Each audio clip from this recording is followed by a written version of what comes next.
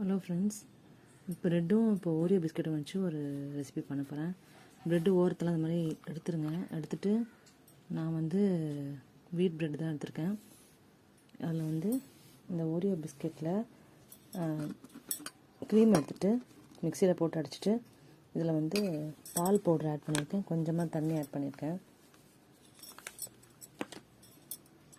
கொஞ்சம் இந்த ஸ்வீட்னஸ் கம்மியாக இருக்கணுங்கிறதுக்கு நான் பால் பவுடர் ஆட் பண்ணியிருக்கேன்.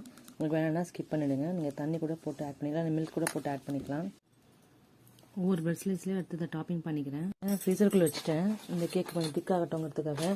என்கிட்ட கேக் நாசில்ஸ் இருந்தது, அதனால் நான் ஒரு கவரில் போட்டுட்டு இந்த க்ரீமை மட்டும் வெளியில் எடுத்துருந்தேன்.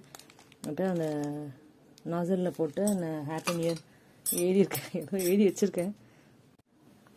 இப்போது நான் மேலே எனக்கு பிடிச்ச மாதிரி டாப்பிங்லாம் பண்ணி வச்சுருக்கேன். ஜெம்ஸு, அப்புறம் இந்த சாக்லேட்டு பால்ஸு, வேஃபர் பிஸ்கெட்டு, அதுக்கப்புறமா கொஞ்சமாக அந்த அரிசி மிட்டாய், டெய்ரி மில்க் சாக்லேட் மேலே வச்சுருக்கேன்.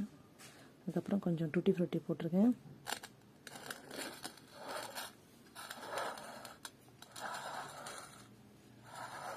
செஞ்சு பாருங்கள், பிடிச்சிருந்தா ஒரு லைக் போட்டு சப்ஸ்கிரைப் பண்ணுங்கள் please. Bye friends, happy new year. நம்மளே கேக்கை கட் பண்ணிடலாம், பிரெட் கேக்கை.